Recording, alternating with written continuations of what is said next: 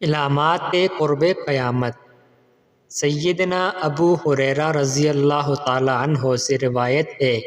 کہ نبی کریم صلی اللہ علیہ وآلہ وسلم نے فرمایا،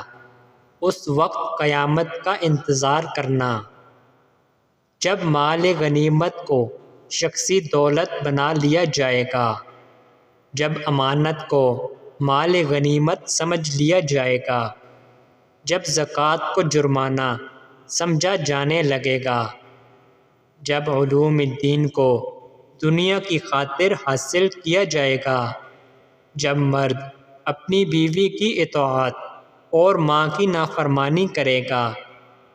جب دوستوں سے قرب اور باپ سے دوری اختیار کی جائے گی، جب مسجدوں میں شور کیا جانے لگے گا، جب قبیلے کا سردار فاسق یعنی بد کردار آدمی ہوگا، جب قوم کا رئیس ارذل اور بدترین ہوگا، جب شریروں کی عزت ان کے ڈر سے کی جانے لگے گی، جب گانے والی عورتوں اور موسیقی کا رواج عام ہو جائے گا، جب شراب پی جانے لگے گی، جب آخری لوگ پہلے لوگوں پر لعنت کرنے لگیں گے، تو اس وقت تم انتظار کرو سرخ آندھی کا، زلزلے، زمین میں دھنسنے کا، صورتیں مسخ ہونے کا